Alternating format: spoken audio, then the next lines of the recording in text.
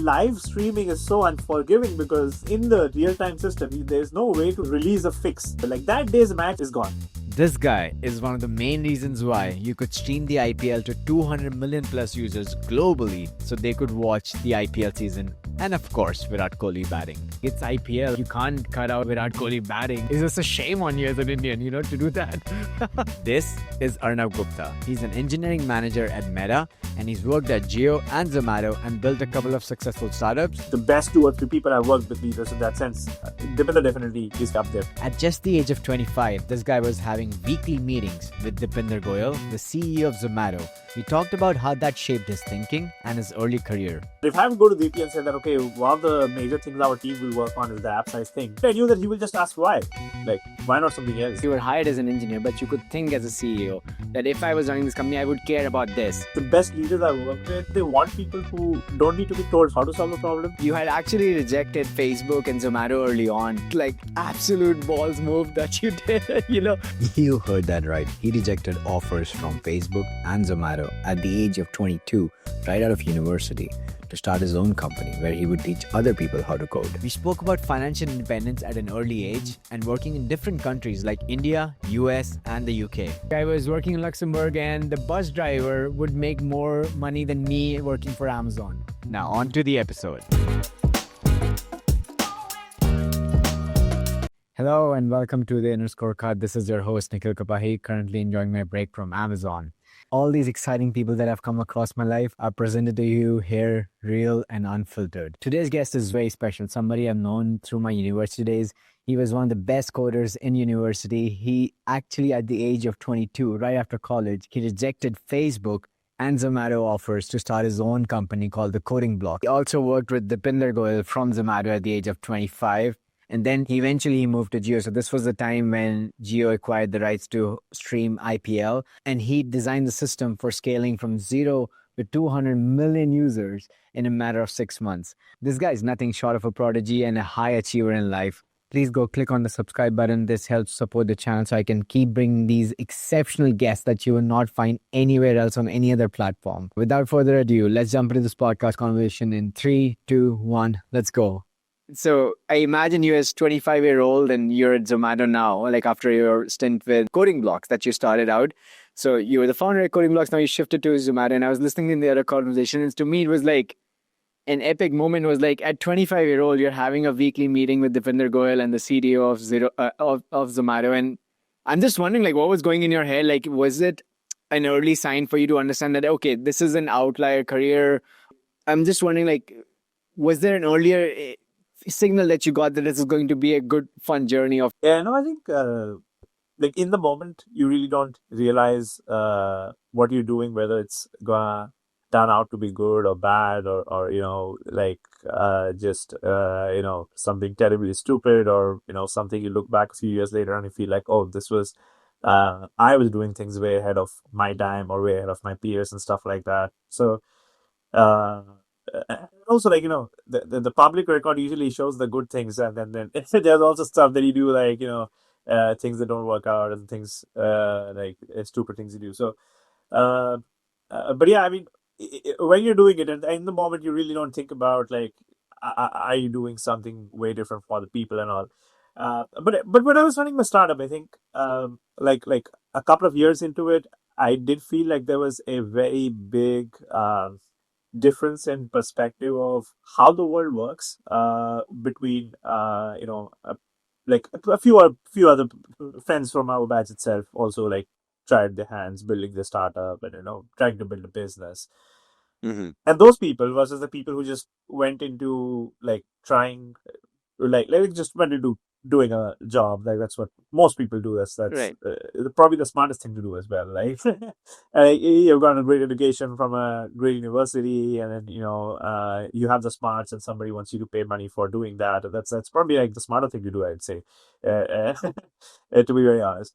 But like when you're like starting off in a job, like the first few years, you're like usually individual contributor, whatever it's, whether you're software engineer or data analyst, you're designer or whatever, you're still like an individual contributor. Somebody's asking you to do something, and that's why you do it, and you don't really see the world for how it works in that sense.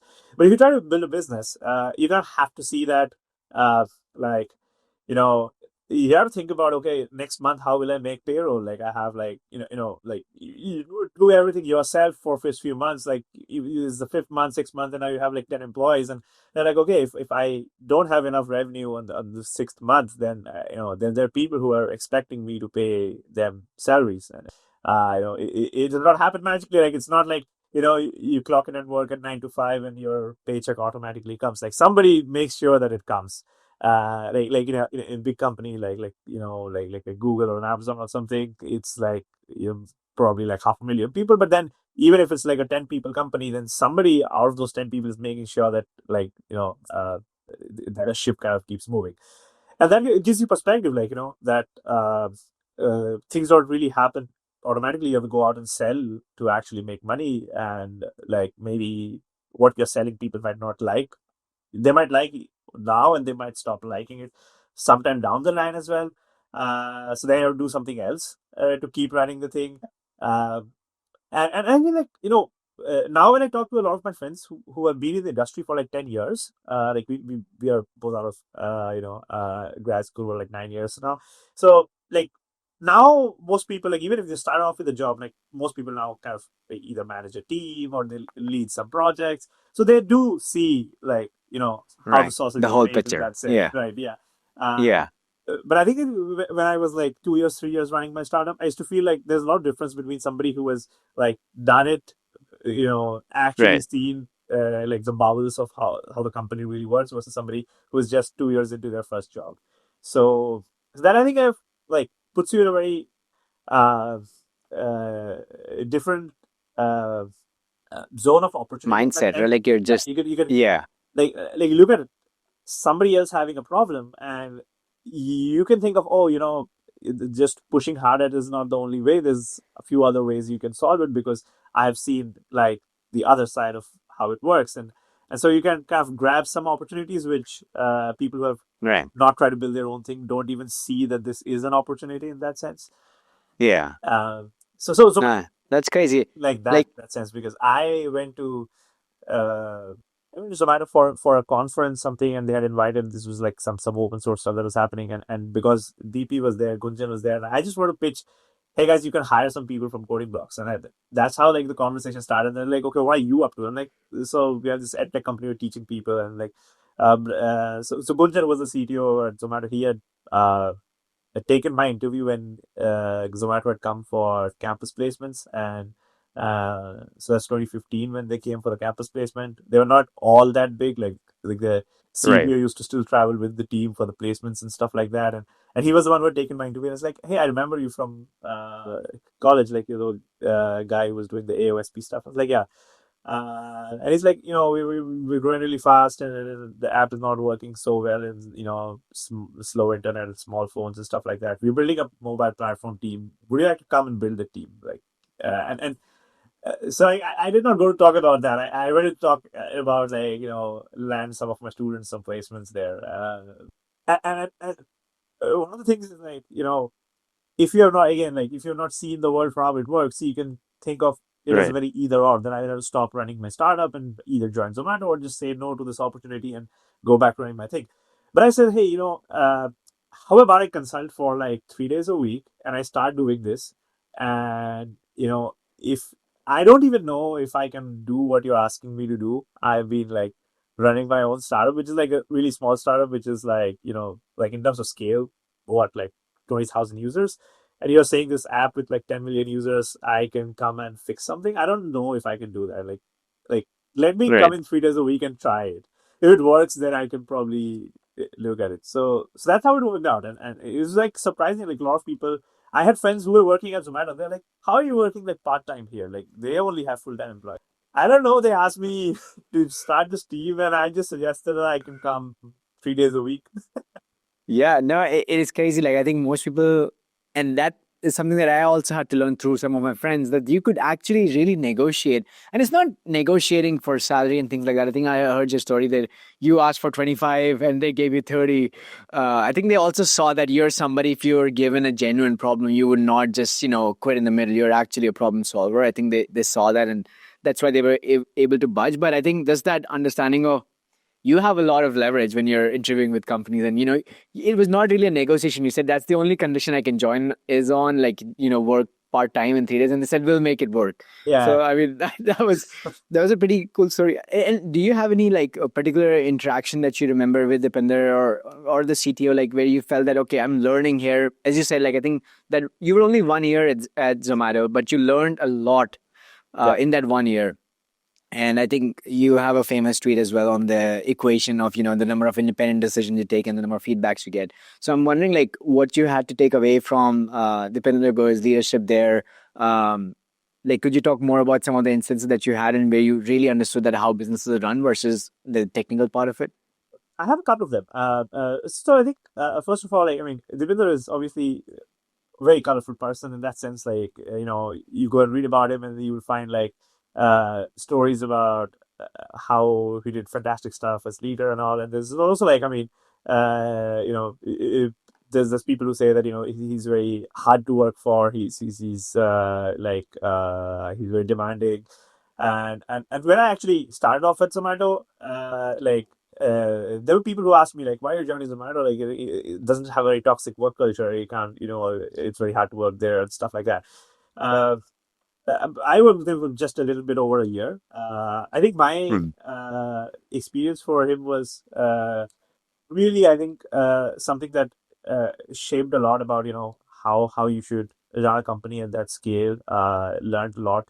I think in terms of, like, a company leader, or at least, like, like somebody who is the guy with the final say, whether it's the CEO or the CTO, like, they're like running the whole ship. In that sense, like, if I sort of talk about the best 2 or 3 people I've worked with, leaders in that sense, Deepinder definitely is probably up there, maybe number 1, number 2, or something like that. Maybe the other person would be Akash from Hotstar, or the CEO of Hotstar, and yeah. But yeah, I mean, with DP, I think I remember, like, one thing where we were trying to solve for the problem that how can we make the food reach faster and also that time more accurately. So this is probably like 2018, 19, and the time on the app, if anybody remembers back then, many restaurants used to have an ETA, which was a range rather than a single number. Right. You should say, like, 30, 40 minutes rather than saying 30 Yeah. minutes, something like that, right? Because we did not have real data. And oftentimes it was just like, taking the kilometer and doing a basic math on it, kind of a thing. Right. And like, I think there were some categories of restaurant: fast food and non-fast food, fine dine. So you had a multiplier for that, and then you had kilometer, super crude stuff. And if somebody ordered a lot of food items, somebody ordered less food items, you could not differentiate between that. If there's traffic on the road, you could not differentiate between that, all of that stuff. Right. So the way I wanted to make it better, because it's like, as a customer, if I say that the food will arrive exactly 28 minutes rather than even 30, like, that's a great place to be in. And people can be like, oh, exactly 28 minutes, and people are not going to be impatient. People don't want to cancel their order because it's coming late. All of that stuff will go away. If you can just predict better, you have a tracker which shows exactly to the minute when it's coming in out. There are a bunch of things that were happening to make it happen. But then there was this whole idea that, like, I think it came up from somewhere organically, but like DP, like, really got behind this idea, and he's like, okay, let's do this thing. Domino's has this thing that if you don't get the pizza in 30 minutes, we get a refund. We do something similar. We say that whatever our ETA is for every restaurant, if we breach it, then you can get a refund. But what we do is, like, to get that feature, you have to pay, I think, 5 rupees extra or something for the order. So if you have ordered like 300 rupees order, pay 5 rupees extra, so your order is 305 as a result. But if the food is late, you will get it all back. Just look at the kind of like how many layers of it. So first of all, you're actually selling an insurance product. So you're gonna worry your margins on your business, like, just from a finance perspective. It's like, you go and buy a flight ticket and they immediately show you that there's this cancellation insurance thing. There's always a layer of insurance to sell on top of many products. So you're going to do that. He created this top line financial incentive for all of these efforts. Like, we were doing this one effort was to figure out how the kitchen preparation time can be ascertained better for different dishes. There's this thing where we can ascertain the ETA based on traffic better. We were trying to figure out how more deliveries end up within the ETA, like the percentage of deliveries which actually fit into the ETA, and that percentage increases. So there are like 3-4 work streams, but they all now have this top line metric.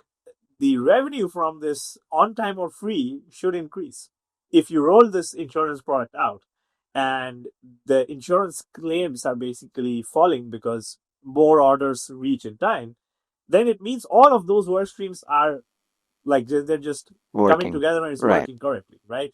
So you create like a top line financial incentive, and every team knows that this is the metric that we need to kind of move, and it started out like I think within a year all of these metrics moved. Like we had like better ETA, we had better tracking of the drivers, we could ascertain by time of day real time ETA based on rain or traffic and stuff like that. So all of that kind of happened, and on top of that, like while we did all of this, we made money because it was an insurance product being sold on top of food. That's crazy. It's like hedging a bet, right? Like you're making money in a way on both sides. Like you're getting people to insure, but at the end of the day, you don't want people to buy that insurance because you need your, deliveries to be really on time. So that's a that's a great example, man. We also learned insurance pricing by doing that. I mean, Yeah. what is the price at which you sell this product and almost Right. everybody will buy it? So like if it's like 8 rupees, 9 rupees, Right. 10 rupees, and then like people who are very sure that their order will be late because they know that, oh, if I order this particular food item, which is usually late, so those people opt in, and people who are not sure that this will come in time or not, they don't opt into that because they're like, okay, most likely it will come in, so I waste 10 rupees. Um, so you start looking at like you start dropping the price, and there's some inflection point where you hit like it's 3 rupees or something, and then everybody starts taking the product because like okay, I can just Right. waste 3 rupees even whether or not I get the refund or something like that. And at that point, like when 100% of your users are sort of opting into it, like they start making money, and that's how insurance makes money, right? Your base needs to be large, Right. more than the claim rate. The base needs to be large Yeah. for the claim rate. So I mean, we were like, and then Zomato was always like a very young team. I think it still is. Like even though like the leaders like DP and all, they're obviously grown older, but I think Zomato remains like always very young teams. Like it's not like people with a lot of experience saying, in my experience, this is how it happens. It's like a bunch of kids who are like just few years out of college, and they're like, okay, let's just try it out and see what happens. And like, okay, it's like, at a scale of 50 million users, you're learning how insurance is priced. Right. No, that's crazy. And I think like a lot of people also say that, right? Like a lot of people want features, but how much are you willing to pay? That's a very important metric. Yeah. Everybody would like to get their orders on time, but are you willing to pay more to make sure that it reaches on time? And that just gives you that, okay, that this is worth it. Like, this is worth whatever millions of dollars of investment you're putting in engineering and stuff. But it's also pretty interesting that I think you were the lead engineer, lead mobile team engineer at that point. You were picking up these things. You were always connecting the business and the impact to the engineering side, right? Like it was not siloed into, okay, I just want to improve latency. I just want to improve So that's reduce the file size and things like that. They're basically, I mean, before that, for like 4 years, I was running my own company, and I did not realize this, but I already learned it, that you only do things that make sense for the business. Right. I mean, obviously, there's somebody who wants to make the app icon a little bit better, and as a designer, like they really care about their craft. But there probably are 10 other things that need to also be designed, and then like how do you prioritize that? And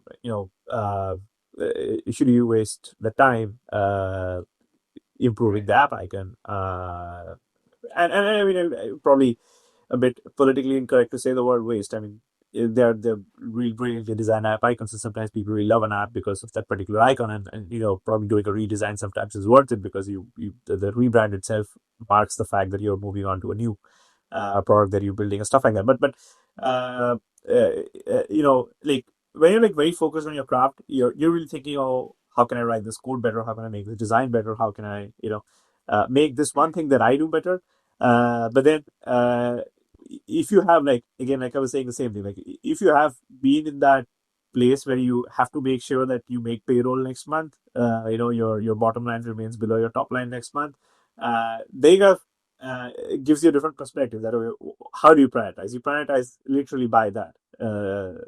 Right. What will either sometimes just make the business survive because you're going to tough times, or what will make the business grow, and it somehow needs to tie in. The horizons could be Right. sometimes many years, sometimes months. Not all of the efforts you can immediately change things like that.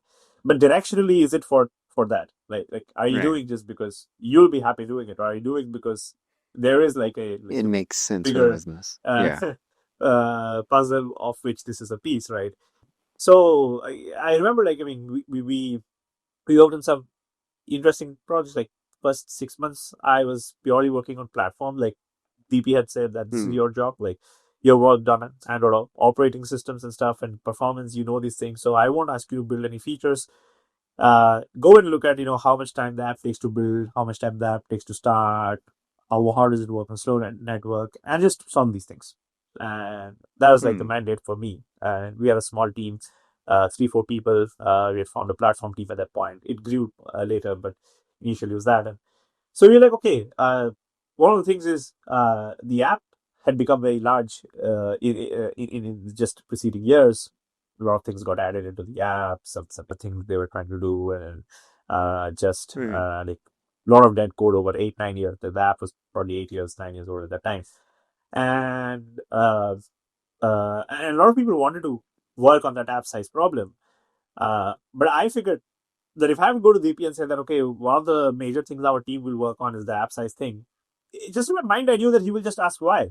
Like, why not something else? Yeah. Like, I mean, there's other things as well. Like, it was not opening in areas with slower internet or something like that. And then Right. uh, the time to build the app was also long, and a lot of developers were complaining about Yeah. that. I was like, all of these things are on the board. So why the app size one is something that you want to prioritize. And I was like, I think that in India, a lot of people use this phones with lower amount of storage back then, and Google sometimes just recommends you that these are some of your apps which take the maximum amount of storage. You can maybe delete some of them to free up storage, Hmm. right? Right. And Right. so on Android, like if you're running out of storage, there is a suggestion which suggests some free apps. And I was like, Right. a couple of things. Our apps cache should not be so large that it comes up at the top of that list, like maybe sometimes even higher than Facebook or WhatsApp or something like that. I mean, those kind of apps, people are downloading lots of videos and stuff like that. So, and nobody's going to delete. Uh, right. But like Right. Right. after those apps, like number 3, Zomato, they might have, okay, let me uninstall it. I will install it back when I need some food. And then, which means like a user is obviously Hmm. going to order more if they have that. Right. So, I think the uninstall rate will fall if the size is lower. That's my hypothesis. I did a bit of research back then. I mean, stuff like, this GPT and Gemini deep research kind of stuff. It's so useful these days. But back then, like, you really have to dig through a lot of things. Like, just a cursory Google search sometimes is not getting this thing. Right. But there's some studies done by some other companies. I think Airbnb or somebody who had also seen like app size increase is correlated with uninstall rates Hmm. in smaller markets, Southeast Asia and India and all. So I think it seems like directionally, this is my hypothesis. I don't know if it will actually happen, but I think that if you reduce the app Right. size, the uninstall rate will go down. And that's when DP said, yeah, okay. I mean, it's like you have to raise funding from the CEO for anything that you do, because even though you're not like Exactly. this effort Yeah. will not take money, but it will take time, and time is money because probably like for engineers Right. being paid, like Zomato used to pay very well. So, like you're gonna be spending just by engineering time probably like 500,000 on this thing. If I just Right. multiply the engineering hours into the salaries of a team of 4 Right. people, like okay, like 50 lakhs. And then the opportunity cost, right? Like then the opportunity cost on top of that, like what they could have done. Of that. Like they could have been doing something else. So, I'm basically spending like maybe 1 crore worth of engineering talent time, right? So you're raising funding. So I go to the, like this is something that I think we should work. Time box in 3 months, whatever size we can produce, we will go ahead with that. We don't want to keep on doing it. Probably there's a lot to squeeze here. 3 months, whatever we can reduce. I think we went from like 26 MB to Hmm. 16 MB or something like that at that time. Uh, the install rate actually did fall as a result of that. So Yeah. And there were some people who were in the app team and they wanted to do this for a while, and they were like, "How did DP agree to like do this project?" And I was like, Mm. "I said that this will reduce the uninstall rate." And that's something he cares about. He does not directly care about the app size, but he does care about people not uninstalling the app. So So this I think a lot of it ties back to your entrepreneurship, like that you did earlier on with coding blocks, right? You were able to see the business as a whole. You were like you were, of course, you were hired as an engineer, but you could think as a CEO that if I was running this company, I would care about this. Then not just having thoughts, you were able to like of course, convince them, and then of course be right in those results. That's pretty cool, actually. I see that even very early on. I think it definitely took me like a few years of getting comfortable and confident in like leadership eyes to give out suggestions that might be too bold. But I think that is a trait that underlies a lot of your work, is like the high agency. I think you're completely a hands-off person. I could imagine that a leader would describe a problem to you and they would let you go figure. I don't think you like to be handheld, or like you're just a very high agency person. That I think has helped you a lot in life, right? Is that correct? yeah, and I think the best leaders I worked with, I think they typically like to operate in this mode as well. They want people who don't need to Right. be told how to solve a problem. They can be Right. told what is like a high priority problem, and they can solve it. Um, uh, Heard from like coworkers, colleagues, friends about the same person that I've had a great experience with. They're like, okay, but this person is like really micromanages me. I'm like, oh, that's never happened with me. So, so yeah, I mean, you probably are Yeah. not really explaining how you're doing it Yeah. to him or her, and that's why they are kind of like you really want to sit and observe what you're doing, because if you explain what you're trying to solve and how you're trying to solve it, and then they don't need to like breathe down your shoulder, breathe down your neck, or something like that, right? So, Right. um, but yeah, I so think in the big people have companies also, it's a problem that you feel like it's like I've seen this in other people as well in my own company, that that like if I propose this big solution, it will come down to me, and I'll I'll be spending a lot more hours fixing it. So you found the issue, you go solve it, and they feel that of course it's not like they would hide things. They would but they would not take the initiative to say that, okay, this is what you need to solve it. Rather they would just put it out there. So that's pretty cool that you did that. I wanted to ask you, like, I think earlier on, while researching like for this interview, I found that you had actually rejected Facebook and Zomato early on, which I mean to me is like absolute balls move that you did back in college. Because for example, like when I got placed on Amazon, I was like, I just hope, it's not a dream and I just get my first paycheck. That was my mindset. Like and the last year I did nothing else because I was like, okay, I'm just going to go to Amazon, make good money, and that's it. But I think and that's where I think why I call your career a little bit outlier. And I have a lot of respect for people who took the other path, which is not the sensible one of just getting a high paying job and, going down that, more or less defined route. Of course, there's variety and, diversification in there, but more or less it's structured. Whereas you took a completely unstructured call, and I think, was it just purely because it's a reversible decision and you had that framework that, okay, like I could just go back anytime I want, yeah. versus like this is just way more interesting. I'm just trying to assess, like, is it that you're a adventurer at heart, like you like big and hard problems, versus like you're just actually more sensible than most of us because you saw it as a reversible decision that, okay, like, I can go back. This is like any 6 months in, 9 months in, I can just go back there. So I'm just trying to assess like where on the spectrum you are, and to understand like how you make decisions. Yeah, I mean, I think it's a mix of both. I think that is a very important thing to hedge the risk. That I gave the interview, I got this job. I don't think that. You also think like a company, a big company which has a lot of employees, and they're just like any company which you go through a very standard interviewing process in college. It means like there are 50 more people who give the interview, 5 people get selected. I mean, 2 years later, another 50 people will give an interview, and again, 5 more people will get selected. And if I can do it now, I can probably do it again. And it's like, uh, uh, I mean, if I don't go and work there, somebody else will go and work and do the same thing instead of me anyway. So, like, it doesn't really matter in that sense. Is what my point of view was, that the Did opportunity. you also feel you learned less? Did you also feel that you learned No, less I there? didn't think about the consequences of what will happen afterwards. I was just thinking that, okay, it's like, two road drivers into the wood, and I took the one Right. less straight. It's kind of like, okay, which path to take, and Right. it's just simply that, okay, the other path is not really going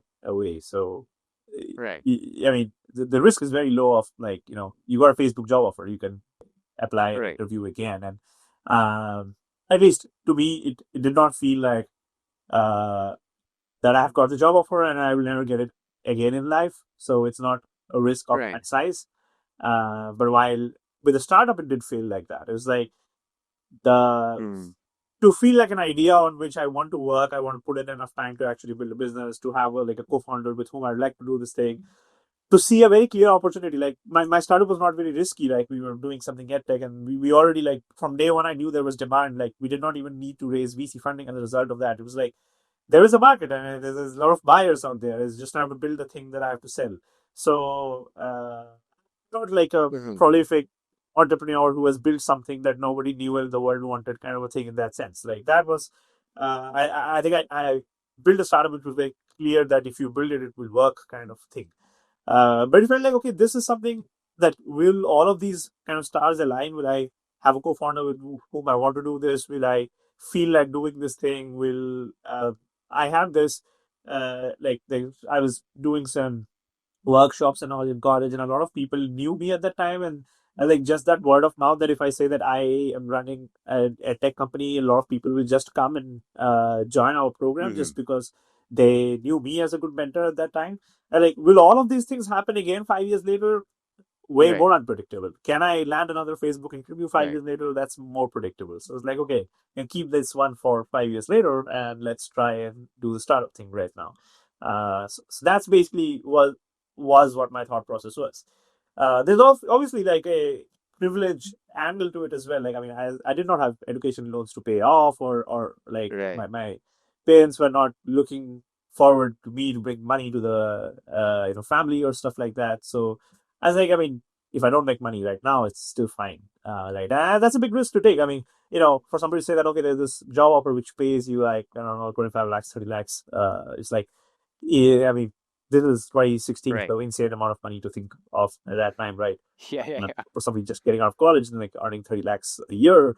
And like, Yeah. other option is like, I don't know if enough people buy our courses, then maybe I will make, 50,000 Right. rupees a month, and maybe I will not. And I don't know. So, like, I mean, for a lot of people, it will be like, oh, obviously, why not? You get 30 lakh rupees. It's like, and it's getting to do something that you love doing as well. Like, I mean, the job offers were also companies which were doing interesting stuff, Zomato, Facebook, great engineering challenges. And so, yeah, I mean, the privilege angle was also there. Like, it's like, I would be fine if I don't make money for a year or something like that. So, gives Yeah, you. and I think the opposite is also not easy. Like I think a lot of, yeah, like, as you said, right, starting a big corporate and earning that 25, 30 lakhs, and getting a 1, 2 lakhs per month in your bank account, that feeling, um first of all, the first couple of months are just insane, right? Like Yeah. you're like, oh, I've made it. But then you become so used to it that even if you lose 10, 20%, like whatever, you cannot even comprehend that feeling of going down. So I think to start an entrepreneur or to start your business, you have to go to zero, right? Like that's how Yeah, you yeah, start. You that's can't. I 100% agree. Like, it's gonna. That inertia is insane. Yeah, like, I mean, today if I have to start something new, the I have to feel 10x more convinced about it than I was in 2016 to start a startup, Right. because like the threshold for at what I will, you know take that plunge has gotten way higher, because Right. uh, making 30 lakhs a month, I'm making a lot more than that as well. So, like, the Right. threshold at which you want to take that risk also increases. Uh, I think you also get very cynical with age. Right. Uh, I think Yes. in of college, like, random people would come with random startup ideas, and like, yeah, this will work for sure. And then I've seen so many things not work. I've seen so many of my friends, startups crash and burn, and then the pain. Like, I think I was more fortunate. I had ideas which did not Mhm. work, but my actually business at least still worked, right? So Right. I've not seen like failure of that level, right? And that's something that you put in like few years worth of everything into it, and then you're super convinced that it will work, and then it does not work. I've seen that happen to my friends from very first hand, like people Right. who for whom I like they have built a startup sitting out of my office, and I have written code for their startups, like, and I've seen like, Right. I was convinced that this is gonna work, and it has not worked. So for various reasons, like, Yeah. Yeah. Yeah. competitor, COVID happens, co-founders end up fighting with each other, whatever. But so now I think I've also gone more cynical. Now somebody comes with an idea, and my first 10 thoughts are like, these are the 10 reasons why it probably might not work. And then, like, how are you sure that these 10 things will not happen to you? And sometimes I feel like, a couple of years back, I was back to college, and then there's some event and I was speaking, and then some people came up and they're talking about an idea, and then for a second I just zoned out and I was like, no, I think you guys should talk to somebody else, because my first thoughts are coming up very cynical, and I will tell you 10 reasons why it will not work, and you probably should not get discouraged like this. So, Yeah, no, that's really true. I think with age, but also I think when you start working in corporate and when you've done it high level stuff, you have to say no a lot. yeah, yeah, I think that is part of your unsaid contract that you have with the company. If you have to shoot down a lot of ideas to really focus on the ideas that you work, and that becomes the default. So as you said, like the bar is way higher, and probably that's why I think most people don't even think about. They would have a great idea, and they would spend a day, or maybe they would talk to a friend like you, and they'd be like, yeah, no way this is happening. There's like 50 other people doing this better, and what advantage would I have? Were you like a very department ranker 1, 2 in your when you were studying in college? Were you like one of those? I was like that till before college, like, always had like rank one in school and stuff, and then I think Yeah. I had like a very high percentage in 10th and 12th and stuff like that, like even good ranks in the entrance exam. But then college, uh, something it also had to do with the fact that the way I thought about like which branch of engineering to take and all, and I was like, yeah, so most people just like fill all those 15 or 16 in some order or something, and I did fill those forms without taking any help or advice from any like my teachers or people who have done it before. And for all the colleges that I applied for, including at DTU, I feel like just two or three branches. Like, okay, I'll go for I think computers and electronics, and I think electronics and electrical, and that's all. I was like, I don't want to do chemical engineering. I'm not interested, so why even fill that and stuff like that. Right. Right. So as it happened, like, I mean, DT was some like when I came to the college, I really liked the vibes, and like deciding between NSIT, DTU, and then some absolute like in my IITs, like the rank was not that good enough for some of the top IITs. It was like some absolute no-name Hmm. IITs which were like in some they did not have a campus or something. I think, okay, let's go for DTU. That'll look good. But then at DTU, I ended up like with electronics and electrical engineering, because like I had like I think computer science and then electronics electrical, and then I had like IT and software below that. Again, like I had no idea how these things would work, and they could have been above electrical, and I could have gone there. But Yeah. and the fact that IT and software have very similar curriculum to computer science, Right. I was like just my knife brain. I was like, oh, IT sounds like old school stuff, like the cutting edge stuff is computer science, so like that. But then, like, with electronics electrical, like I did like the electronics part. Like I used to like love tinkering around with some of the robotic stuff, electronic circuits, those kind of things. But Hmm. the electrical part was something that was like a lot of it was kind of the theoretical physics of electricity and power as well. And that's the part which I did not Right. really like from an academic point of view. Hmm. Like it's just ironical that these days the biggest challenges in building data centers is that there's not enough electric power, and you actually have to study some of those things. But back college, like this is the stuff that I did not really like. And this is like I remember uh, the first year where you have all the subjects, right? Everybody has all the subjects, right? And it's like the second semester or first year, and everybody was getting like marks. I think there was like the midterm exam was like a score of 20, and everybody was getting 18, 19, something in every subject. And then there's the electrical, and there's this like the whole paper had like two questions, and one of them was a super complex circuit and said, according to Kirchhoff's law, find out the resistance of this particular resistor. And like everybody got like 3 or 4 out of 20 in that exam. And in my batch, I was the only one who actually had electrical for the rest of the 3 years, right? Everybody else was some other stream and everything, because you kind of are baxed by, if you remember, right? I mean, by the date of admission rather than by the streams. Right. So I think in my batch, there was almost nobody from electrical. And everybody in my batch just looked at me and was like, oh, you're going to do this for 3 years. You're fucked. And like, because even I got like, 19, 20 in every other subject, and in electrical as like I had 2 out of 20 or something like that. And everybody else was also like, oh, so we are all going to do this better subjects, and you're going to be stuck with this.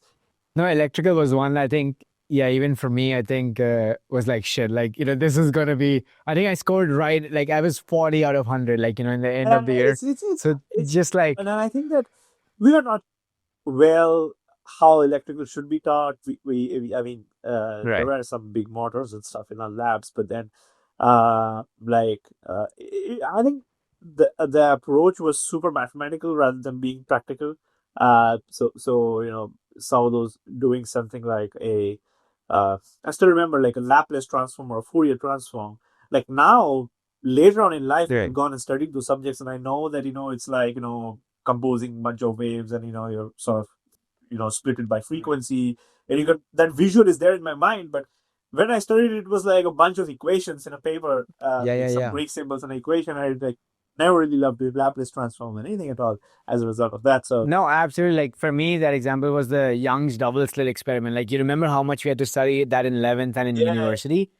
I had no emotion. I just hated. I mean, I could just rote learn all the equations. I could tell you what it means, but I had no implication. Like, what does it practically mean? No idea. And it was after university when I started digging deeper into, Richard Feynman and others. And I was like, wow, this is, to me, one of the most amazing experiments that was ever done. Yeah. And I still like chat with some of the physics professors in DU about that experiment, because it is like phenomenal, if you go down the philosophical meaning of it. But the reason why I asked this earlier question was, I think it appeared to me that you could be one of those students who would go do a master's. But it also, on the flip side, you didn't want to be, doubling down on the things that you're not really sure that you want to do. I think you were, is that correct? Like you, like even now with data centers, like I think you're just trying to find interesting problems. It's not like there's one particular interesting problem that you want to just go deeper and deeper into. I think you like solving problems at breadth. After like every couple of years, you like to master, and then you go switch to another, a completely different set of problem. So I think a master's route would not have suited you anywhere, right? Like you would have been trying to go deeper into one other thing. Academics at that point, like, because like again, the academic experience was very cut and dry. And as a result, like, and a lot of things that was interesting to me and giving me joy was kind of like curriculum in that sense. So at that point, it became very like this whole like writing code building software, looking at the Linux source code and all of this stuff. It felt like it became like a very hard barrier in my brain that this is not studies, this is something else, and studied is like doing. So then it became very like you're kind of subjected to this process where you have to take an exam, look at the marks, and then you get through it, do it like 8 times in 4 years, and then the pain of the process can, as we state, like I don't want to do anything related to academics at least for the time being. So that was like the mindset back then. That makes sense. And I think for a lot of people, right, a lot of engineering, when there's such a hard barrier to entry to engineering colleges, and then once you get in, you realize that, okay, 4 years, there's you're not going to take this away anything from this, apart from the fact that you can, you can grind it and you can sit for hours trying to solve something that has no meaning. Essentially, you're great for employment. That's the only skill you pick up during those times, and of course, you have good time apart from that.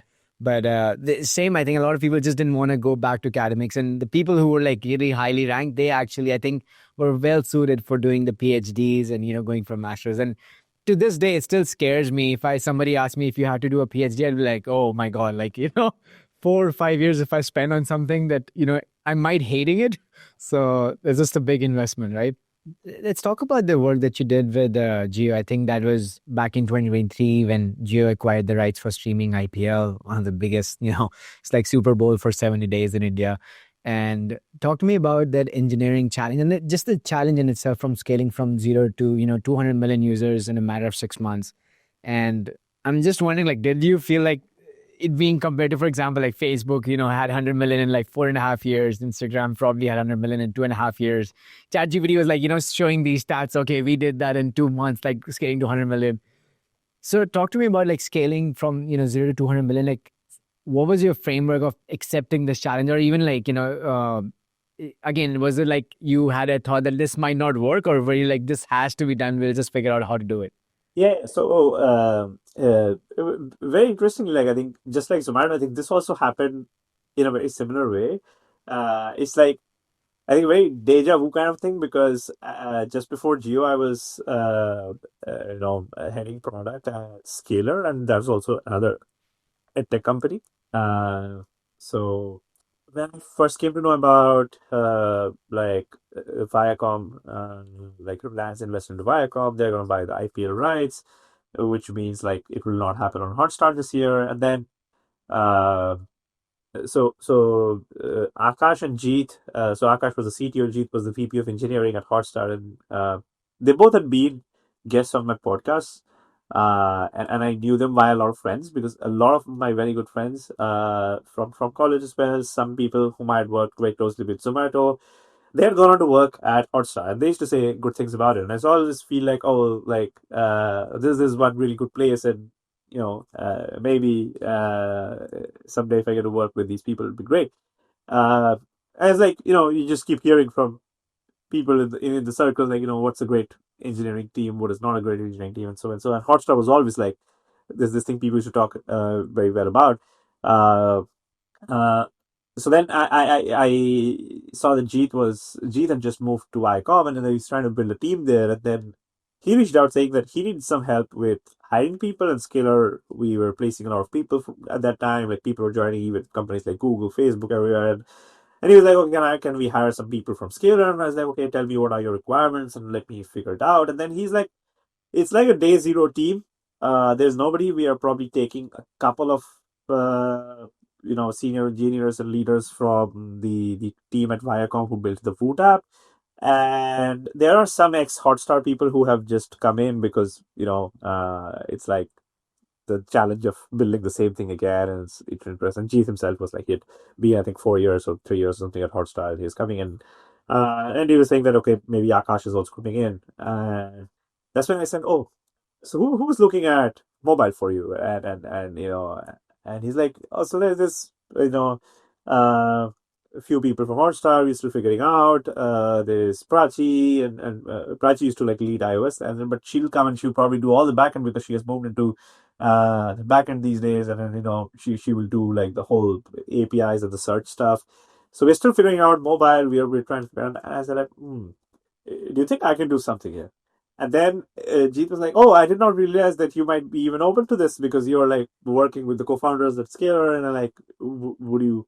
Can you actually drop that and come and stuff? I was like, yeah, let me talk to the co-founders there and see like when can I come, because this sounds like something that you don't get to do every other day, because it's very opposite of like a startup, right? In a startup you build a product and you kind of think that it will work out, you think that people might want it, and so you're like building something very passionately and hoping that people actually like it, and as a result you get users. As like the other way around here, everybody wants to see the IPL, so people are going to come. Like 100 million people or 200 million people are going to be on your app in 6 months time. The question is, can you live up to their expectations? It's like the entire problem is like flipped here. Like it's not like you're building something and hoping it works out. It's like, oh, people are gonna come, but will you be ready for them? So uh, and and there's no way out of it. Like this, unlike a startup, it's like okay, we will release when we are ready or something like that. IPL has a date, and it's like it's on the news, so it's gonna happen. It's gonna start from 15th of March. So you have to get something up by 15th of March, and that's like you have to work backwards from that. That date can't change.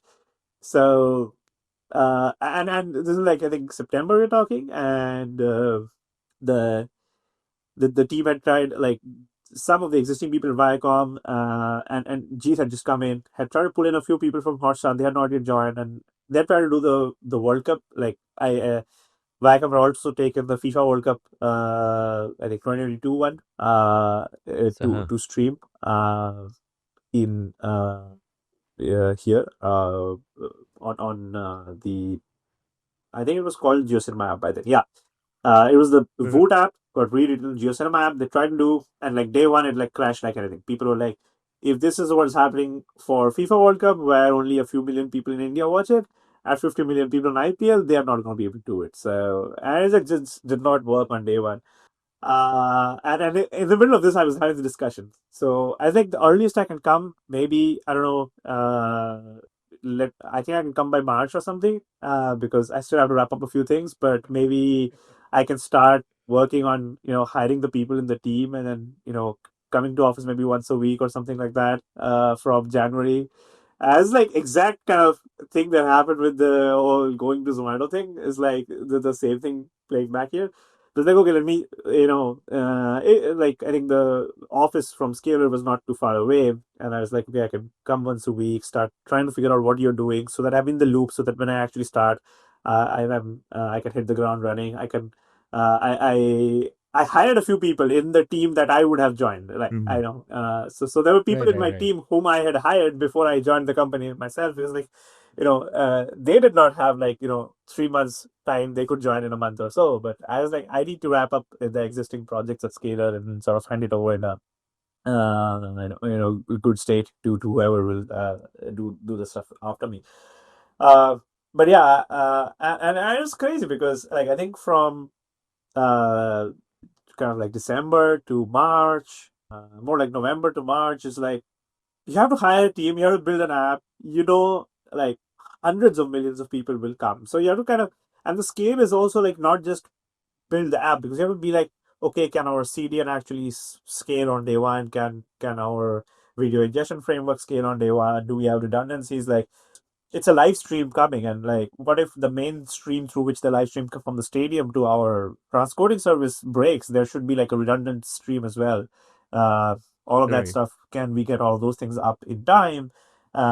We need to kind of work with Google and Amazon, and everybody's infra we will use, they also have to scale. Like it's a massive scale of like an unimaginable scale for people who have not seen how something at this scale works. Like this is uh, you know, like over the period of the whole IPL, millions of terabytes of data is streamed over that time, right?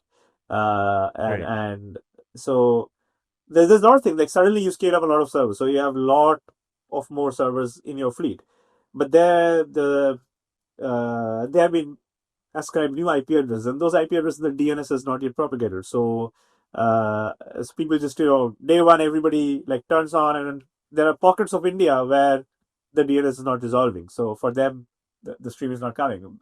So it's like weird stuff. All of it happens because everybody has to scale for IPL. Like the even the telecom providers, we have to work with them, like with Airtel, and Jio, and everybody to just make sure that because this is like a huge glut of GBs of data that's suddenly going to flow at that particular 7 p.m. in the evening, and everybody will do it. And when like 50 million people like tune in, it's like it stresses like every layer of the network, like from the telecom people to the DNS people to the the CDN folks, and then so it's not just all like pure engineering. Like you can't code your way out of all of these problems. Like a lot of it is very operational. A lot of it is like You have to have bulletproof processes for all of these things. And live streaming is so unforgiving because, like, I have seen scale of these many millions of people at Zomato as well, but it's no, the transaction. If it fails, people just retry it. But a live stream, Right. even for a second, if it's Right. off, like people see a black screen, people are like seeing the match, and then like you go to the advertisement and you come back, the stream does not cut back or something like that. Like that's Yeah. for like 3 hours, the system needs to be like up for every second of 3 hours. Like it can't Yeah. go down for even a few seconds for 3 hours. Like that's very unforgiving compared to like even transactional systems. Like you go to a menu of an app, and even if there are 50 million people online, on like there usually are, on like Diwali or Christmas on online ordering apps, also there are these many people, but they're like, okay, you refresh, it did not work, you refresh again, and now it works. But a live stream is not like that. It has to stay up That's for the right. whole time. So that's like all the Uh, things that you do. Like it's like I remember like the first 6 months being this endless checklist rather than like a lot of engineering. It was like a lot of checklists that, hey, did we make sure that there is a failover for the CDN? Hey, did we make sure there's a failover for the DNS? Hey, did we make sure that we are capturing all this data? Hey, have we made sure that there is a way from the server to just change the CDN for the client? Is there a way for the server to just, reduce the bitrate for the clients if there is too much load on the network? So it's like you're just thinking like, it's like setting up bulletproof glass everywhere. You'll not missed any corner because you cannot fix anything when the match is going on. right. Because like Right. That's a code freeze. Yeah. Yeah. Yeah. Yeah. I mean It's it's like, because the core freeze, but like you cannot deploy an app and it will reach the people within seconds, right? So uh, uh, yeah. even without the code freeze, the thing is like if something actually goes down, you need to have a way to reverse it in the real time system. There's no way to like release a fix and get it to the people. Like that day's match is then gone. Like maybe you can fix Right. it by tomorrow's match, but if today's match something stops working for people, it's gone for that day, right? So you have like all possible things that can fail at every layer. So No, that's crazy. I think they should have just Geo should have just put your face on the website that if you miss like Virat Kohli's sixes or MS Dhoni's finisher, this guy is to be blamed. That would yeah, have been so a there were a few of bounty us. on your head. There were a few of us at GeoCinema who were sort of like popular, like popular as in IPL is watched by millions of people. I'm saying like people who have a few thousands of followers on like LinkedIn or Twitter or something. And I still remember like any glitch happens on the app, and people would tag these three, four of us because I mean the company has like 100 people in engineering team, but there are these three people. People know like if you go and search like okay GeoCinema, and these are the names that just pop up, and like the people who had a few followers in LinkedIn and Twitter, and me being one of them, like it'll be like sometimes it's useful as well. Sometimes like even if the system like even before your monitoring system can detect it, you can just suddenly see a spike on people tagging you on social saying that this is not working, and you know that something's wrong. That's your on call. Yeah, That's yeah, your yeah. on call That's system, my your own with that notifications. kind of, yeah, yeah. But like, did you know this like level of intensity before you signed up? I know like 0 to 100 million. Like I know you were given that number already, but the intensity, the sheer intensity of the problems that could have been, and like how it's also very sentimental, right? As you said, like it's IPL, like you can't Yeah, cut out like Virat Kohli batting. Like, the yeah, is this a shame on you as an Indian, to do that? yeah, So I'm wondering, like, did you know that kind of a pressure was there, like when yeah, you were yeah, yeah, signing yeah. up? Like everybody who had worked at Hotstar, like I was saying, I have some friends who had worked there before, and then by the time we were doing IPL, like by February, March, some of the very senior engineers, some senior leaders from Hotstar who had also gotten hired by Viacom, and three, four of them they had joined, and some of them had like really nice podcasts talking about it. There's Prachi, there is Ashutosh. They have written about it, and they have done this thing for 3, 4 years at Hotstar before they came to GeoCinema. It was great Hmm. working with them because I learned a lot from them. I learned about this, the pragmatism that comes with like when you're scaling things. You cannot like write code to solve every possible thing. You have to have operational fallbacks. You have to have like uh like these alternatives to everything. Like Right. like this time around when we did IPL for the first time, we like hard coded DNS resolvers inside the app just in case if like the DNS is not working for people. Those kind of things, like you're thinking of Yeah. bulletproofing every layer. And I got to learn a lot from these people, but they had done this at Hotstar for 4 or 5 years as well. So they uh, Interesting. prepped me Yeah. for the intensity that is coming.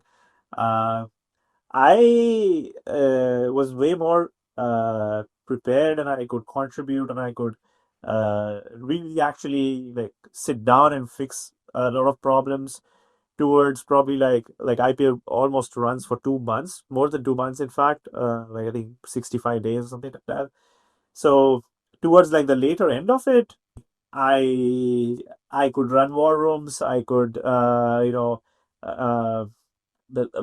I was Mhm. owning some of the biggest saves, the 7-1, 7-0s. But I think the Mhm. first 2 3 weeks, I was still like just uh, learning the ropes in that sense. And these people, they just had way more experience, but they is really fascinating to see how like calmly stepped into like when things also break, and then they very calmly step into it and then sort of solve it because they have just seen it break at that scale before as well. Right. So and then they have the run book there, Right.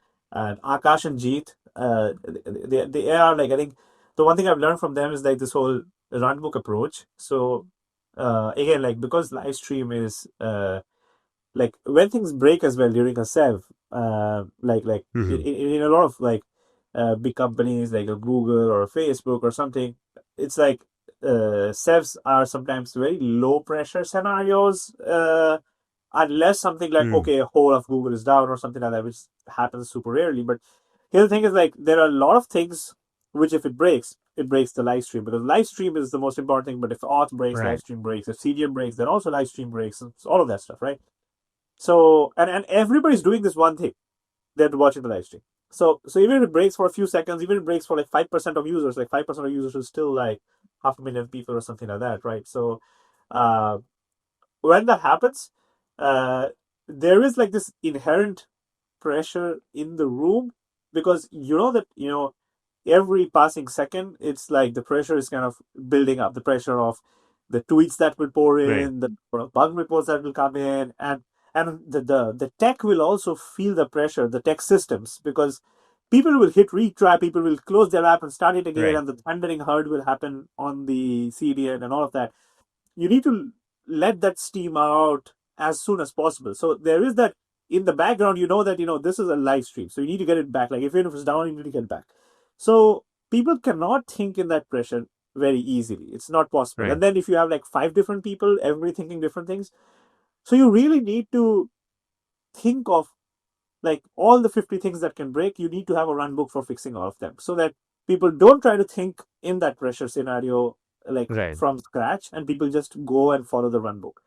That like, okay, what is the run Yeah. book to fail over from this CDN to that CDN, right? What is the run book to like reduce the bit rate for all the users so that we can reduce the bandwidth of the CDN for a while? What is the run book to fail over from the satellite feed to the wire feed which is coming from the stadium? All of these things, right? There's Mhm. just run book, and you have to make sure that the run book works. So that's why before IPL, we do this, trial runs 3 4 times, where Right. we set up a feed from a real stadium where people are probably practicing nets or something, and it's available on the app, but it's like generally hidden link. But so we set up the whole infra, we set up the whole setup, and we try every of those run books on the live stream, seeing that okay, these remedies actually will work on the day it is live. Yeah. So you have to have this run book approach there, that there are these top 50, 100 things that we can fix if it goes wrong, and there's a run book, and you have to follow it to the T, and that's how you solve it. You cannot uh, Be do zero to creative one in that moment when war things room. go bad. Yeah. Yeah, there's no scope of a 0 to 1 thinking in the war room. And Right. people uh, invariably come up with stupid things if they do 0 to 1 thinking, because the pressure is super high at that point of time. That's crazy. Did they? I'm wondering if with such a crazy goal, like, did you have like a Like, did they offer you like a bonus that if you are enough, get a 99.9%, uptime, this is the bonus you're going to get, and you could just, lock in. I think a lot of us had compensations where a lot of it was bonus, and I think the thing was that if IPL works, everybody gets their bonus. The first year was probably like that. Yeah. That's crazy. So, tell me about teaching and community building. I think that has been a very integral part of what you've done over the last 10 years, and you keep on tapping onto that. I think it was very interesting to know that through Scalar Pod came through the opportunities for even Geo. I think that is something that that has given you a tremendous advantage, right? Like it is that you've been always trying to help out people, that you've been mentoring back, and going back to the uni days, you were mentoring, and of course you were not looking for an outcome from those. Is this the inherent, I think, feeling that you had, that you want to help others and get them to better places? And even when you were being pitched for Zomato and for Geo, you were actually there trying to pitch the students from your startup to get better jobs. Tell me more about like how core is that, and when you're working in Meta, when you're working in these corporate, like how do you keep up with those? Like how do you keep up with that itch of like helping others out and putting content out there?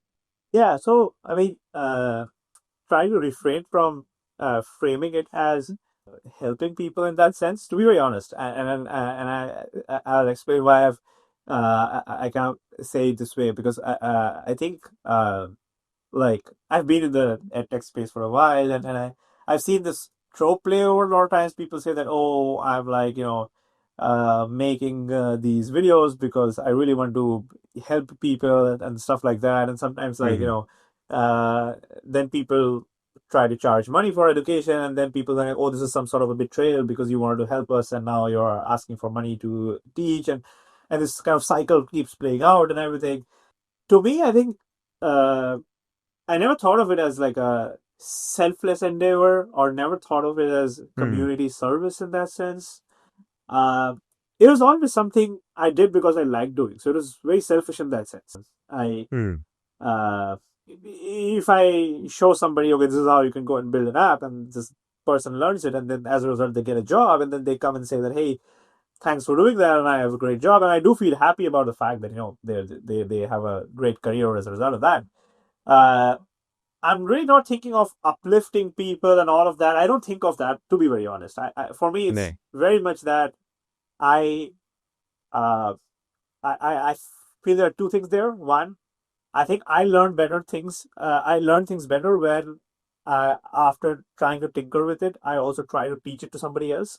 So in a way, I think it's like a two pass of learning. The first pass is you try out a bunch of things and something works. Then you think that, oh, can I explain to somebody how I made it work? And that's when you have to go back and understand it one more time, because sometimes it's like it's also like the way I cook, for example. My wife says that you can, she's very pissed because sometimes I make something really good, and then she asks like, how did you make it? And I was like, I don't really know. Like I mixed a bunch of things and it came out. I was like, I want to have this thing tomorrow, but I'm like, I don't know. Maybe I'll try it again, and maybe it will come up like this, or who knows? Yeah. So that's the thing I feel about, like, okay, I sometimes you're in the zone, and this is a couple of days back I was trying to get this new I got this mini PC thing, as it was an AMD chip, and I was trying to get some LLM models to work on it a bit faster. So I was trying to download the latest AMD driver. Then there was something from Vulkan that had to be patched there. And like after 3-4 hours, I got it working. And then I was like, I really don't know which of these steps made it work. I think I did like these 4 or 5 things. So like I should try to write it down somewhere, because then I will retrace my steps, and then as a result, it will actually be documented that exactly how it worked. A lot of things I learned are like that. Like I'm trying out a certain thing, and then sometimes like even I'm trying to build a piece of software, and then the design of like the architecture of it is not very clear when I start writing it. But then like as I keep writing it, I'm refactoring it a bit, and then I'm thinking, oh, this is not the right way to do it. Like things have gotten hard coded here, so I will just go and rewrite it back. So like it does not have like a grand vision in my head when I started, but when I've ended it, something nice has come out. And I feel like, oh, I could probably like write a blog about it, or maybe I can make a video showing it again from scratch how I did it, so that the correct process is documented somewhere. rather than because otherwise, if I leave it at this point, I come back 6 months later, I cannot recreate it because I tried a bunch of things and something had worked. And while it is fresh in my head, I like to document it. And because of this behavior, I have felt like, trying to teach things has made me learn those topics a lot better. Uh, Right. for example, I knew a great bit about what is the process, how you kill one, and how interrupts happen. But I do it in a very empirical way because I have to do it when I'm working with something. I know how to kill a process. I know how to raise an interrupt and stuff like that. But then when I was teaching at coding blocks, some of the the students there, they said that we have this operating systems paper coming up. Like, can you take a few sessions on explaining operating systems? And I was like, I am not a CS majors. Pratik is, maybe he can teach you that. And then he was not available. Like, okay, maybe I can try to do it. Like, okay, so now I cannot start off by saying, hey guys, this is how you interrupt a process. They're like, okay, but why do we need to interrupt a process? What does it interrupt? And if we interrupt, then what will Hmm. happen to the process? How will it resume back? I'm like, okay, I need to actually explain completely about the process life cycle because I can't just tell them that, hey, this is how you kill a process. Because I mean, that's something that I need, so I know how to do it. But then these people don't just need to kill a process; they Right. want to understand how the process life cycle works. So I went back and actually studied it, and Hmm. read some papers about some guy who had tried to implement their own operating system, and they implemented their process a bit differently from the Unix process. And I'm like, okay, that's Here. pretty nice, and I would have never learned it unless I had thought of teaching it to somebody else. From that aspect, I feel like I like not just teaching. I like writing blogs about something that I've worked.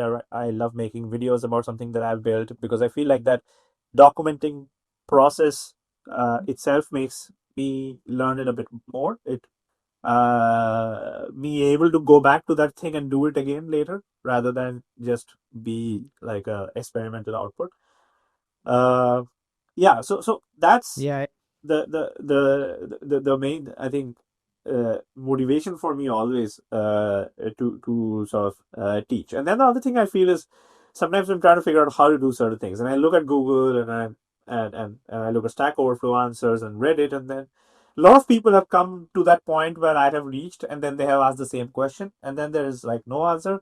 So sometimes you just stick at it for a few days and then you figure out something and you feel like, oh, there were these 50 people who are also waiting for this answer. Uh, you know, and since I somehow figured Right. it out, maybe I should tell those people this is Yeah, how I started. documented. Yeah. Yeah. Yeah, no, that makes sense. I think, yeah, you're not doing charity. It's not like, you're trying to uplift people's lives and you consider yourself responsible for doing that. I think I see I the way that do it it for helps that. you learn better. All the respect for somebody who does it for that reason, but like, for me it Right. was like that was never like inherently the reason as a result of that. So it was always like, Yeah. so whether I have taught people and charged a fee, or whether I have made a video for free on YouTube, regardless of that, it's always been like I want to enjoy the process of documenting it, and I enjoy making that video. I always done it just because of that. No, that's very fair. I think I loved I think one of your tweets was on the tiny office in Pitampura and like, how many students and the associates you had, like, and how they, branched on into their own tech, mostly around comparative coding. That was pretty cool. I think that must be a feeling of like, at least, being proud in the sense of like you created that space and you were actively involved in that space. And those people like, and as we were talking about as well, right? Like back in college when you never knew where people are going to end up. Now it's been almost 10 years. Like, it's a big milestone in most people's lives, a 10-year period. And now you see people and you're genuinely just happy that, you went to the same university and as you said, warmed up the same chairs. So talk to me. I think I wanted to talk to you about money, like money and wealth. Like, what is your take on money and wealth? I think I saw one of your comments on AMA that, you should be just primarily optimizing for money. If that's the, if you feel that your salary is not enough, that's the only thing you should be optimizing. And then once you've made enough money and you don't need more, that's when you can find things that you love. It sounds very similar to like, the joke that we say in India that you need to do engineering first and then you decide what you want to become in life. Yeah, for everyone who would see this, like, I mean, I'd like to preface it that also comes from a very like, I think that answer in that AMA was for an audience primarily Indian. And I think that this kind of advice may or may not be useful for, let's say, somebody with a in a Nordic society or Western European society where don't need to think of it this way. I feel like I was looking at this very interesting video of Linus Torvalds, and he had come to India, and somebody asked him, like, why do you think somebody from India would not have built the Linux kernel? And there's a bit of controversy around because what he said, but I think he said something fairly correct. He said that after graduating, I did not think about making money because in Finland, nobody needs to make money. People make money if they want to make money. People do not make money if they don't want to make money. And out of college, there is a lot of stipends, there's grants, and there is social security. Even if like you end up like you're not going to end up being homeless. So I just want to tinker around with things, and he said that he said it in a very empathetical way, I think, and people got it wrong. He said that in India, people need to work for money right out of college, so I don't think people will get out of college and make an operating system because it's not possible to do that if you have to put money on your plate. And he's right about 90% of India, right? I mean, I was saying that, I mean, I could try a startup right out of college, and I'm probably top 10, top 5th percentile of people who can actually do it. So many people need to think about the money aspect of it as well, right? Uh, Right. I mean, at the end of the day, the median GDP number is not like just a number on a statistics thing. It's a reality, right? I mean, uh, Right. we are like a poor country which is developing, which is developing really fast. It's great, but we are a poor country, so a lot of times, like, I think, what is the point at which uh, you like a marginal amount of increase in your compensation or your wealth uh, does not really matter. Like, I mean, if you earn like a Right. 1 crore rupees, and probably like if it increases by 5 lakhs, it probably does not matter. Like, it will not change. You will not change which class of ticket you buy. You will not go from economy to business, or if you're already using business, you're not going to go to first class or something just because it went from 1 crore to 5 lakhs, right? Or you will not just simply upgrade your car to a doubly Yeah. expensive one just because of that, right? Uh, but if you're like earning, I don't know, like 7-8 lakhs a month, and then from there, if you go to just 9 lakhs, from 8 to 9, I think that makes material difference to most people's lives, because there are things that people want to do on a day-to-day basis, and they think that, oh, I won't be able to afford it. And then instead of 8 lakhs, if they make 9 lakhs, they think that, oh, I can afford this one thing. It will make my life slightly more Right. comfortable. So I think at the point till which you do think of those things, it's okay to optimize for money. I mean, there's no harm in admitting the fact that, I mean, that, like, because of historical, geographical reasons, whatever, uh, like the median person in India, they're not, their median income is not like $50,000 a month or a year or something like that, which is true for most of Western Europe or for US and all these countries, right? So, but yeah, I mean, I feel like uh, most people go for like a professional graduation program like engineering or medical science or something like that, and then if you look at the outcomes of their peer group for the first 4 or 5 years, it's like the compensation is growing very fast for everybody in your peer group. Right. And however much you say that I didn't care about money, I want to do something I like, blah blah blah, but you will see like your peer group, and then you feel like, oh, there's this other things to do, and then say, for example, if uh, live in Europe, then going to travel, like for even just hiking up the mountains or something, or for a drive, going to a different country is not a extraordinary thing or a weird thing or something like that. Right.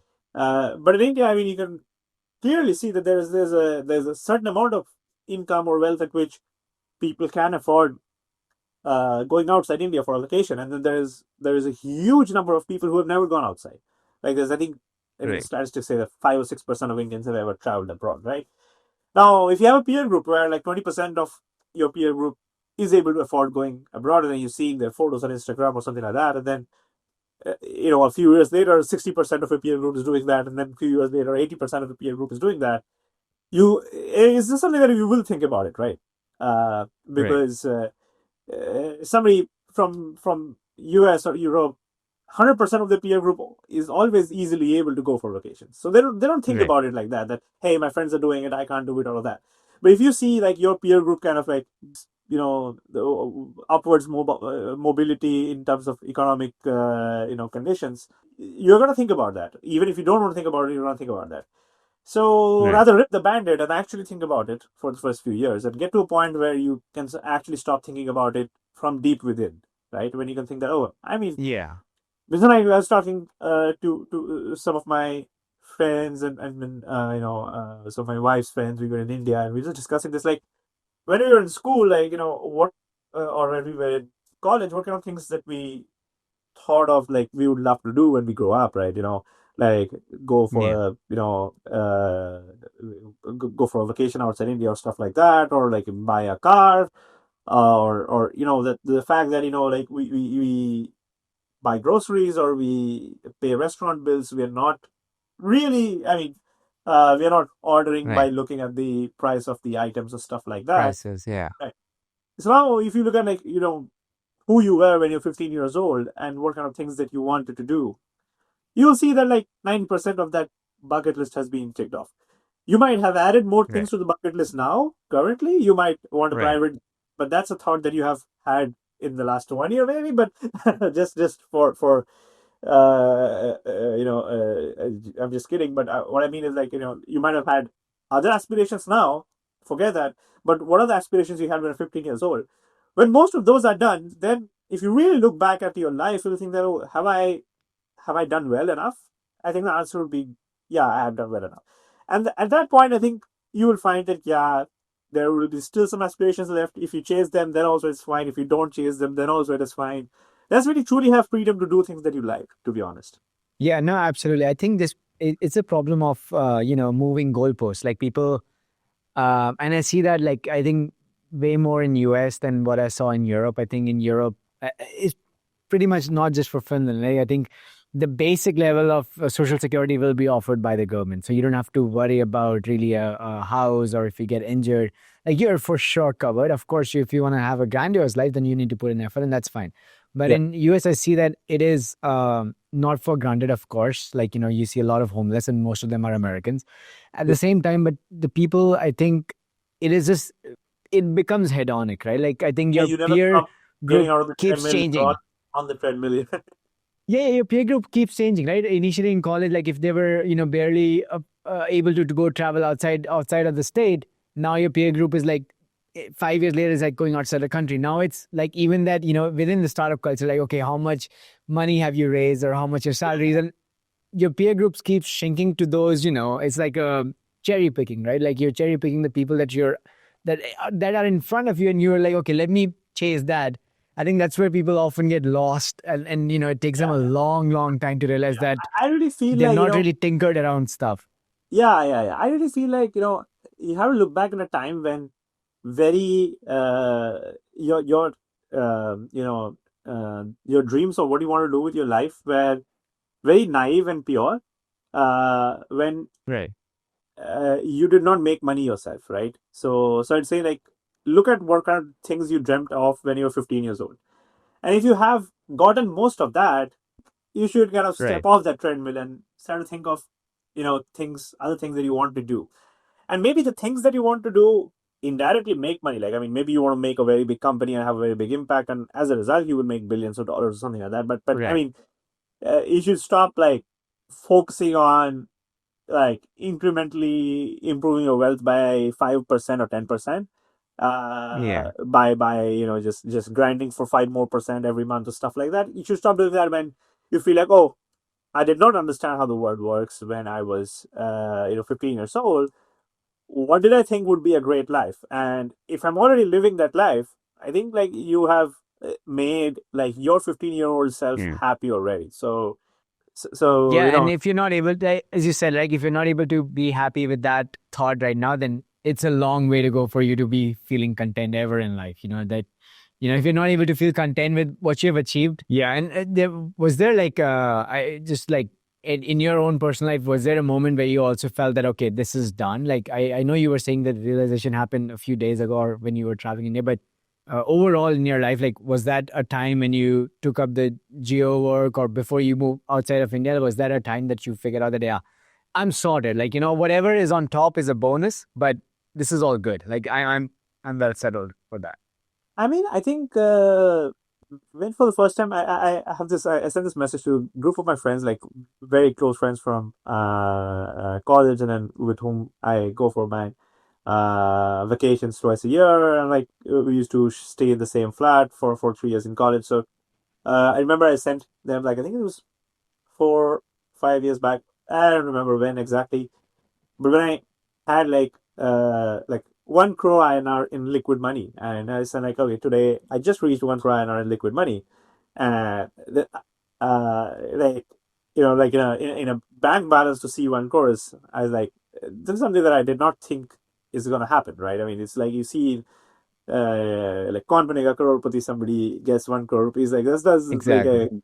you see it on a TV show. You don't That's a see, like, that's a lifetime milestone, right? It's like a lifetime milestone. You don't get that at 30. You don't get it at 25. That this is insane.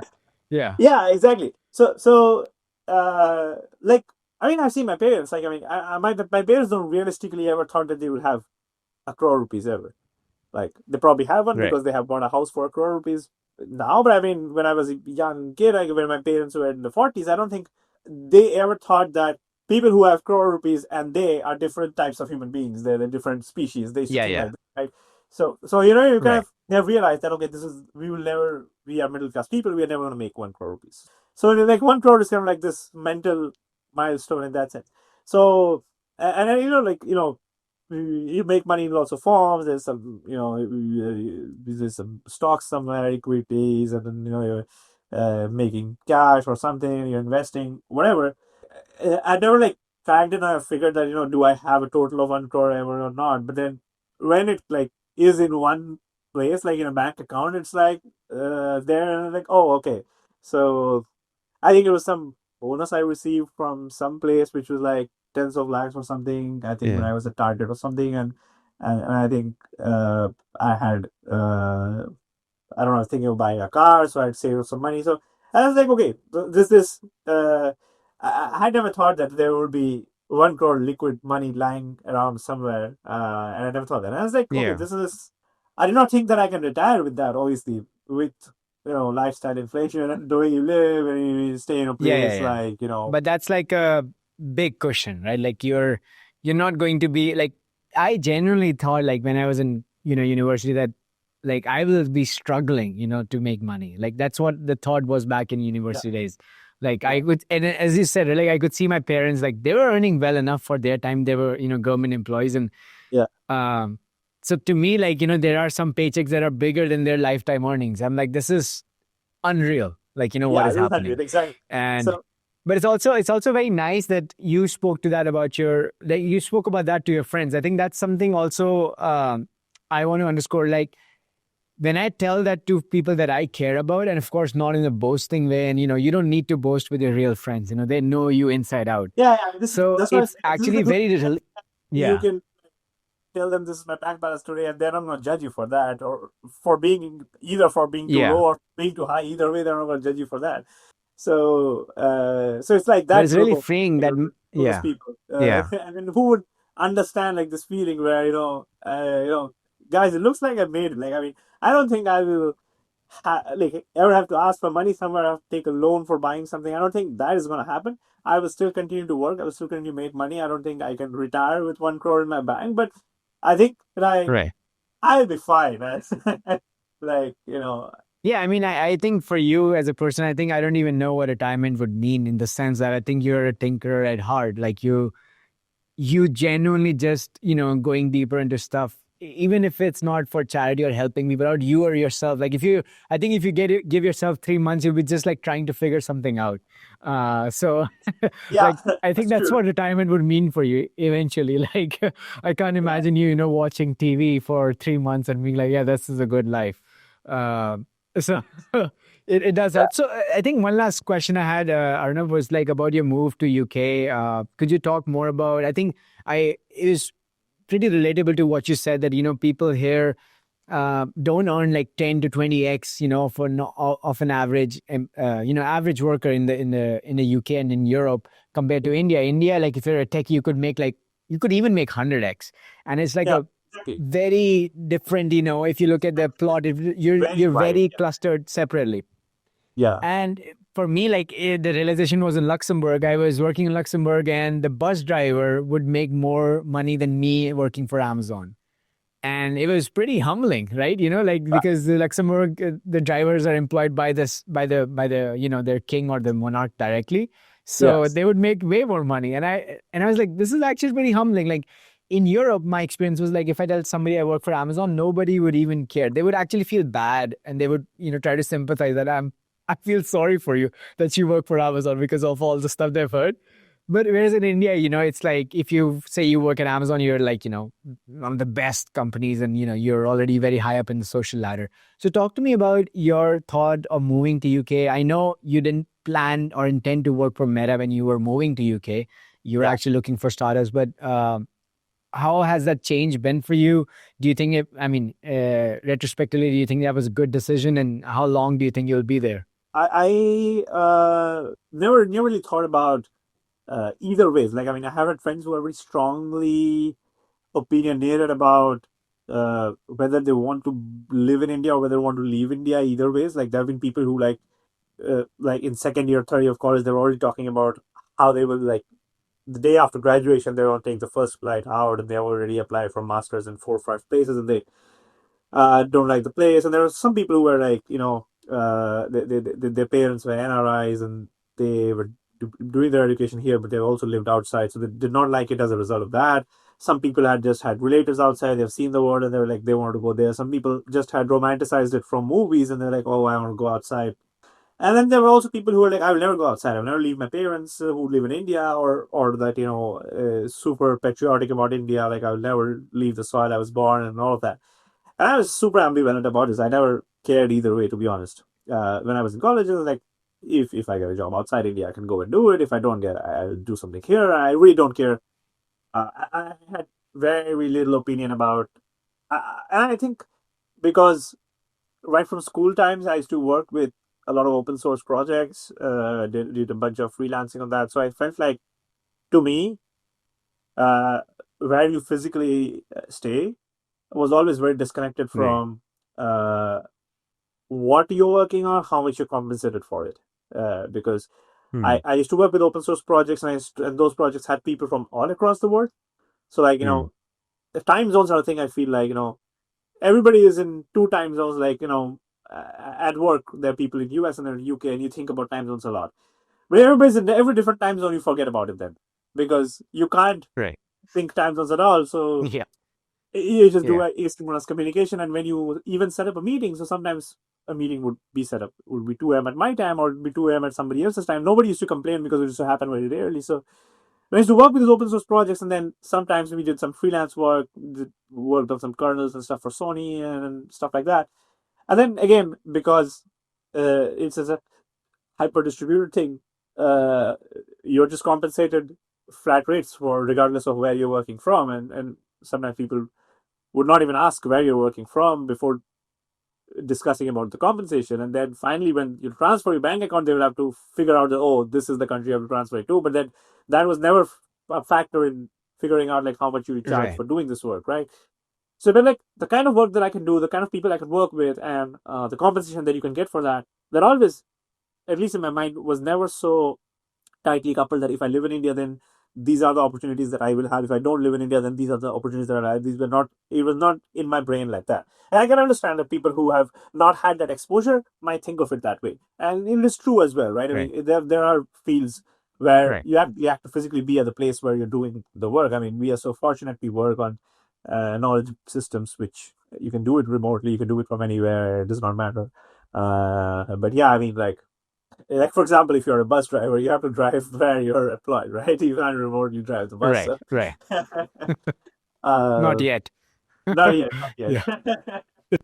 so, But yeah, go so ahead. the, Yeah. yeah, I mean, as a result, like I mean, I was not went to live in India, but then I think more recently, like I think last 4 or 5 years, I've started feeling like okay, I'd love to also.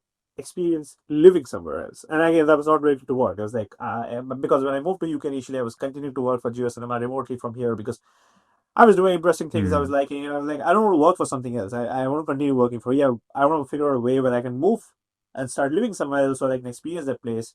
I don't want my how I live and where I live to be tied to what I work on.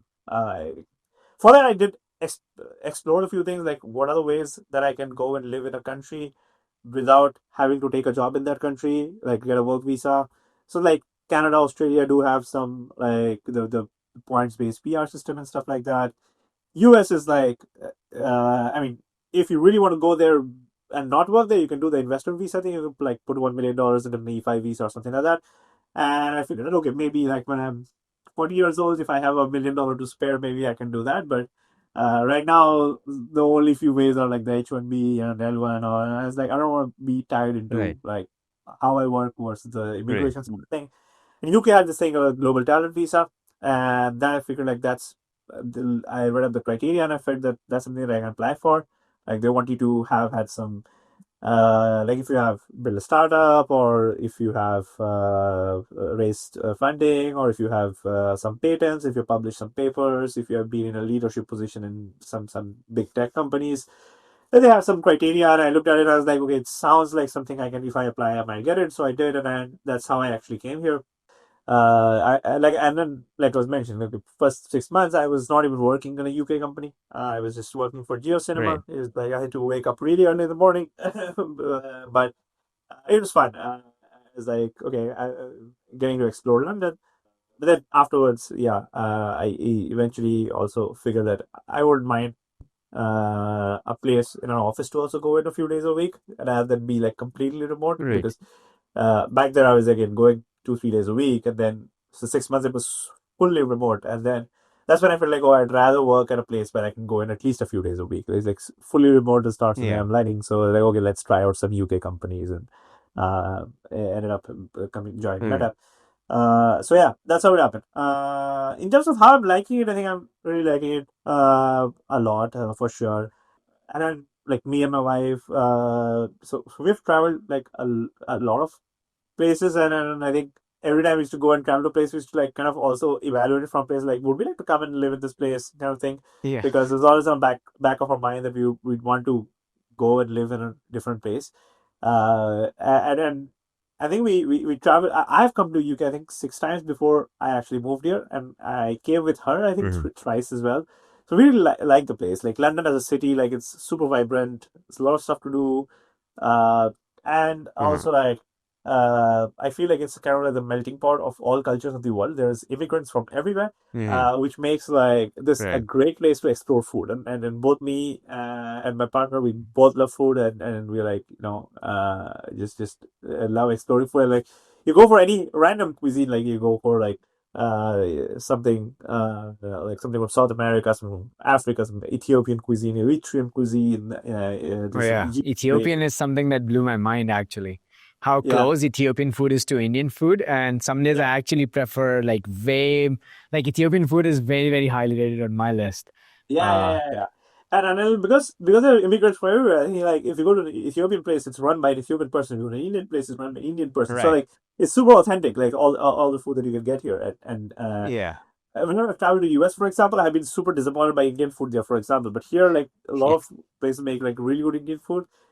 In fact, I Yeah. tell like my friends, like I enjoy way better North Indian food in London than I did in Bangalore. Like from Bangalore, I should go take a flight to Delhi to like sometimes just I'm missing in North Indian food for a while. I don't feel like that here because there's really good North Indian food also available here.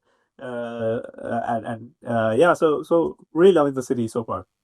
No, that's pretty cool. I think you mentioned that Meta is like a super cliche job, and because of all the history you've had with jumping into startups and moving out, and I think that your comment stuck with me the other day. You said that you've never been paid this much, and for like having such little impact at work, or I think something like or Yeah, such little output at work and being paid so much. The ratio huge is very company, skewed. right? I So mean, there's very little a single person could exactly in a company this big, right? Versus like right. uh, in a startup, like you can literally see like something that you did yesterday that has impacted today, stuff like that. So yeah, Yeah. it's obviously fascinating to see the scale at which things happen because, like, I mean, what, like, I Mm. think 20% of the internet is basically people being on one of the meta apps. So that's like a mind-boggling scale. But yeah, it also does not feel like I personally am doing something for it. I'm just keeping the train chugging along. Oh, super cool. And where can people find you, Arnav? Like, what would you say? Where can people track what you've been working on, and how can they follow up? Yeah, so I mean, probably Twitter is the best place. I am usually very active. Like that's my only guilty pleasure. I am like not active on any other social app. I mean, I have accounts on all social apps, but I probably open all of them like once in 6 months. But Twitter is something I do because Twitter is like this weird place where there's like lots of uh among all sorts of weird stuff happening. It's like even like some guy researching on a new LLM architecture and they just drop a random paper there, and then there's some person who has discovered a new variety of bats in some place in Southeast Asia, and they drop photos of that. It's just like very random interesting things that you can just find there. And it also does Yeah. not depend on who you exactly follow, because I feel like Instagram, it depends a lot on exactly the kind of people you follow. So your feed is Right. very much shaped by that. And like Twitter is like, it's just you open the app and randomly, Yeah. like there's somebody may put photo of some in some Colombia. There's some 200-year-old library, the beautifully designed one. I was like, oh, I will bookmark this. I want to go and visit that. So I really like the app from that perspective. Like it's Yeah. And it uh, really satisfies the ADHD in people's brain. Like, it's like yeah, just, as you said, like randomly, but really, really good stuff. But it's like niche, completely disconnected. absolutely random and stuff like that. Yeah. Yeah, and I love some of your posts. They're actually very hilarious. I think the laptop one was really funny. you you could only do it once. But thanks so much. I know this was a great conversation. I'm genuinely so happy that all the stuff that you're doing, and like super excited for what comes next, and looking forward to this. And I was actually thinking the other day that I should have you, Vibhu Java, and Varun in a single podcast, and we Yeah, could just like we should do have. that together if possible. We should do that. Yeah, like Yeah, yeah, that would be some of the fun. fun stuff we used to do back in college, and then what we used to think about what will work, what will not work, and then how life has been since Right. then. Absolutely. Cool. Thank you so much, Arnav. It was great having you, man. Arnav is especially an overachiever in life. He's solved very hard problems just because he enjoys solving problems. He's not cared so much about the money and the status that comes with it. He genuinely just enjoyed solving problems. And you can listen into this conversation and share this with somebody that you think could be helped with this conversation. Please go subscribe to the channel. Thank you so much for supporting us. See you next time.